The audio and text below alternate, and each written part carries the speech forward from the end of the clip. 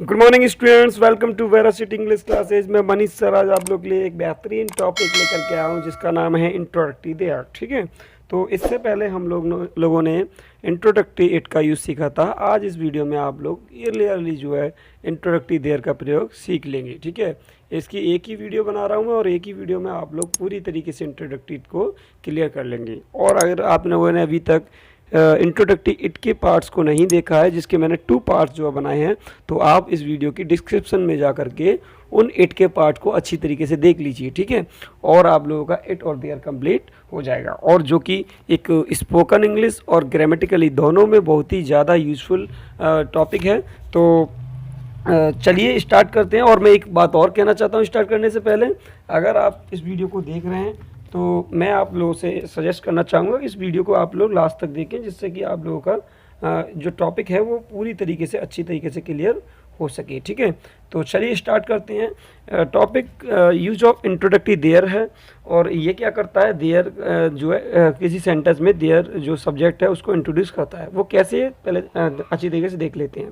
तो देयर का अर्थ वहाँ होता है और यह एडवर्ब के रूप में कार्य करता है। अब ये सोचने वाली बात है, एडवर्ब क्या होती है कि वे वर्ब जो मतलब क्रिया, वे शब्द जो क्रिया की विशेषता बताते हैं। ठीक है, और जब ये वर्ब की विशेषता बताए तो वहाँ ये इंट्रोडक्टरी देयर नहीं कहलाएगा, ये वहाँ पर क्या कहलाएगा, ये वहाँ पर कहलाएगा वहाँ का अर्थ निकालेगा, ये देयर का अर्थ निकालेगा। ठीक है, तो जैसे मैं अगर बोलूँ सेंटेंस में कि राम, ठीक है, राम प्लीज देयर, राम वहाँ खिलता है। ठीक है, तो इस सेंटेंस को आप लोग देखें तो राम खिलता है कहाँ, वहाँ, तो वहाँ जो शब्द है ये वर्ब की विशेषता बता रहा है, और वर्ब की विशेषता बताते हैं वो वर्ड हमारे एडवर्ब होते हैं। तो यहाँ पर देयर क्या है, एडवर्ब है, ना कि इंट्रोडक्टरी देयर। तो यहाँ पर आप लोगों की समझ में आ गया होगा इंट्रोडक्टरी देयर और नॉर्मल देयर में क्या अंतर है। ठीक है, और आगे इसका टॉपिक्स क्लियर करते हैं।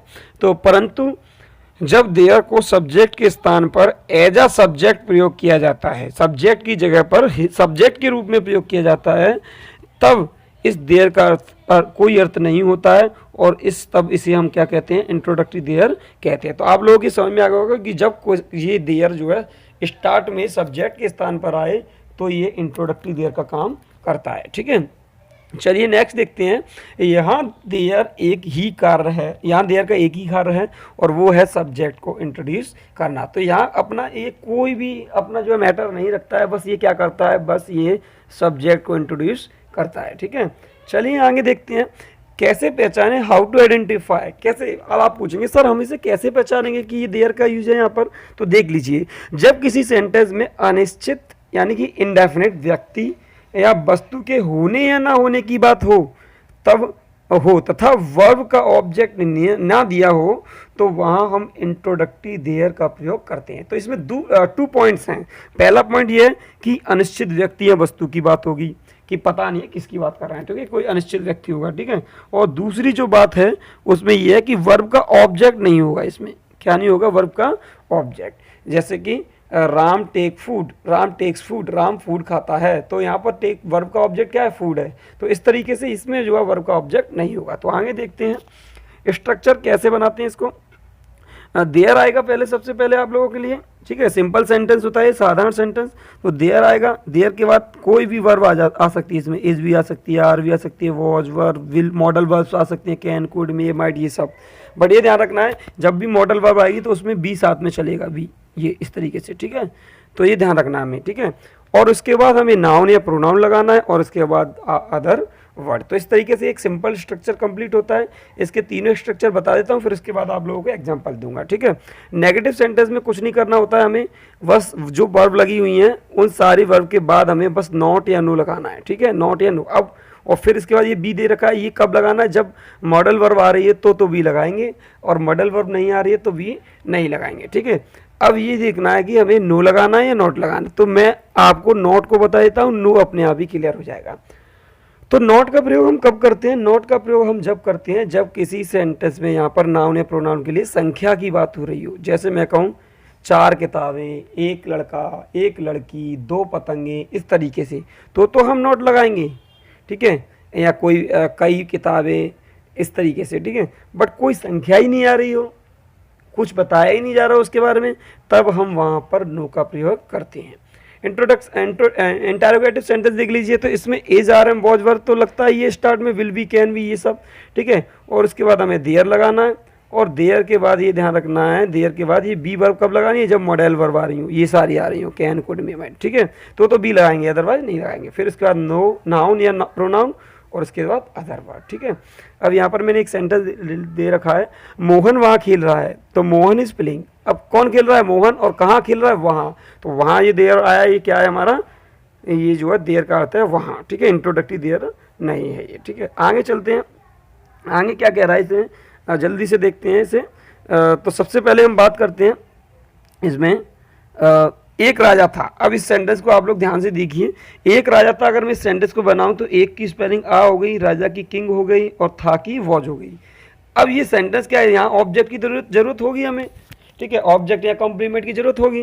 तो अब ऑब्जेक्ट भी नहीं है हमारे पास, कॉम्प्लीमेंट भी नहीं है, तो इसका मतलब ये सेंटेंस क्या हो गया, गलत हो गया। इस तरीके से सेंटेंस को हम नहीं बना सकते हैं। तो अब हमें सेंटेंस को कंप्लीट करने के लिए हमें किसकी जरूरत पड़ी, देयर की। और ये देयर क्या करेगा, इस राजा को इंट्रोड्यूस करेगा, इसके बारे में बताएगा, जो कि एक सब्जेक्ट है, मगर ये जो है इसकी मजबूरी है, सब्जेक्ट का काम नहीं कर सकता, इसीलिए इसे कहाँ जाना पड़ेगा, वर्ब के बाद। और वर्ब के बाद जैसे ही ये चला जाता है तो इसे हम बोलते हैं कॉम्प्लीमेंट। क्या बोलते हैं, कॉम्प्लीमेंट। बहुत से बच्चे से ऑब्जेक्ट बोलेंगे, ऑब्जेक्ट नहीं होता है। सिंपल सेंटेंस में is are am was were be verb के वाले सेंटेंस में कभी भी ऑब्जेक्ट नहीं आता है, ठीक है। तो यहाँ क्या होगा, देयर वॉज अ किंग, इस तरीके से ये सेंटेंस बन जाएगा। चलिए नेक्स्ट आगे देखते हैं।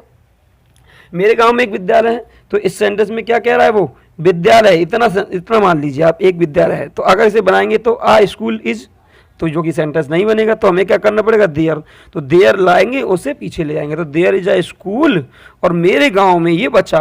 तो इसके लिए हमें कुछ नहीं करना है, मेक की स्पेलिंग इन माई विलेज, मेरे गांव में, ठीक है। शायद आई होप आप लोगों के समझ में आ गया होगा। नेक्स्ट देख लेते हैं, आज विद्यालय में एक सभा होगी। तो ये पास्ट का हुआ था स्टार्ट, पहला वाला, दूसरा प्रेजेंट का, अब ये फ्यूचर का बता दिया मैंने, एक होगी, ठीक है। तो जब होगी आ रही है तो विल की यूज होगा, सेल यूज होता नहीं है इसमें, ठीक है। तो there will be a meeting, एक सभा होगी, और कहाँ पर होगी वो, आज विद्यालय में। तो इन द स्कूल टुडे, तो इस तरीके से ये फ्यूचर का भी हमने बना दिया। तो प्रेजेंट पास्ट फ्यूचर तीनों सेंटेंस समझा दिए मैंने, ठीक है। अब एक एग्जाम्पल और देख लीजिए, मेरे परिवार में 5 सदस्य हैं, तो देयर आर 5 मेंबर्स, वही सेंटेंस, 5 सदस्य हैं तो देयर आर 5 मेंबर्स, और मेरे परिवार में तो इन माई फैमिली। तो इस तरीके से ये यहाँ पर इस तरीके से देयर का यूज हम करते हैं, ठीक है। और यहाँ पर मैंने एक सेंटेंस और लिखा है, I have 5 members in my family. तो इसे हम देयर की इसे यूज ना करें तो हैव से भी कर सकते हैं, इस सेंटेंस को, मेरे वाले को। तो जब कभी मेरा, तुम्हारा, हमारा इस तरीके का सेंटेंस हो तो उसे हम मतलब हैव से भी बना सकते हैं और देयर से भी, बट इन सेंटेंस को हम देयर से नहीं बना सकते, तो हमें ज़्यादातर यूज करना पड़ता है देयर का, ठीक है। चलिए एजब का यूज हम आपको नेक्स्ट वीडियो में सिखाएंगे। तो यहाँ देख लीजिए, तालाब में पानी नहीं है। अब अभी तक मैंने पॉजिटिव सेंटेंस किया, अब यहाँ पर नेगेटिव सेंटेंस आ गया। तो इस नेगेटिव सेंटेंस के लिए हमें या तो नॉट लगाना पड़ेगा, नो। अब देख लेते हैं, तो पानी नहीं है तो देयर इज नो वाटर किया है हमने, इन द पॉन्ड। अब नो क्यों लगा है, क्योंकि पानी के सामने पानी के लिए कोई भी गिनती नहीं आई है, ठीक है, इसीलिए यहाँ पर क्या लगाना पड़ेगा, नो। चलिए नेक्स्ट एग्जांपल देख लेते हैं, एक मिनट। नेक्स्ट एग्जांपल देखते हैं, मेज पर 2 चाकू नहीं होंगे, होगा कि यहाँ पे होंगे है, ठीक है गाइस। तो मेज पर 2 चाकू नहीं होंगे। अब यहाँ पर क्या है, there are not 2 knives on the table. चाकू की स्पेलिंग नाइफ होती है, हमने इसका प्लुरल बना दिया नाइफ्स हो गया, ठीक है। ये बात भी ध्यान रखना है हमें, अगर एक से ज़्यादा गिनती आ रही है तो उसका प्लुरल भी बनाना पड़ेगा। तो देयर, अब एक 2 चीज़ की बात हो रही है तो हमने क्या लगाया, यहाँ पे आर लगाया। एक की बात होती है इज, 2 की बात हो रही है, 3 की बात हो रही है, 4 की बात हो रही है, तो मतलब आर। तो देयर आर नॉट 2 नाइव्स, और कहाँ पर, ऑन द टेबल। तो इस तरीके से हम इस सेंटेंस को बना सकते हैं। तो जो मेज पर, गांव में, इस तरीके से स्टार्ट हो रहा है तो वो मोस्टली देयर से ही स्टार्ट होते हैं। और देख लीजिए, आज विद्यालय में एक सभा होगी, एक फ्यूचर का टेंस है, तो there will be a meeting in the school, ठीक है। ये पीछे वाले रिपीट हो गए, सॉरी, ठीक है। यहाँ पर देख लेते हैं, तालाब में पानी नहीं है, ये भी एक मिनट, क्या,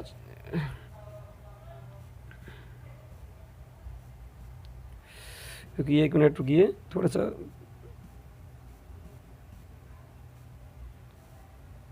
चलिए यहाँ देख लेते हैं, कमरे में बंदर नहीं होगा, कमरे में बंदर नहीं होगा। तो इस सेंटेंस में क्या है, कमरे में बंदर नहीं होगा, तो यहाँ पर फ्यूचर की बात हो रही है, तो नहीं होगा, तो देयर विल नॉट बी अब यहाँ पर मैंने नो नहीं लगाया है, नॉट लगाया। देयर विल नो भी नहीं होता इसमें, फ्यूचर वाले में हमें नॉट भी लगाना पड़ता है। तो there will not be a monkey in the room, ठीक है। नेक्स्ट देख लेते हैं, नोट नाउन के पहले जब संख्या सूचक शब्द हो तो नहीं की स्पेलिंग नॉट लगाते हैं। जैसे संख्या मतलब 2, 3, 4 इस तरीके से। तो जिस आप दूसरे नंबर के सेंटेंस में देख सकते हैं आप लोग, नंबर 2 में तो 2 आया है तो हमने क्या लगाया, नॉट लगाया, ठीक है।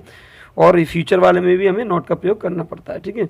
चलिए नेक्स्ट देख लेते हैं, क्या इस विद्यालय में एक कुआं होगा। अभी मैंने क्या से स्टार्ट कर दिया है, तो क्या से इंटरोगेटिव सेंटेंस है, तो यहाँ पर जो वर्ब है वो हमें बाहर निकालनी पड़ेगी। तो प्रेजेंट का सेंटेंस है और एक की बात हो रही है तो इज लगाना पड़ेगा, अगर 2 की बात होती है तो आर।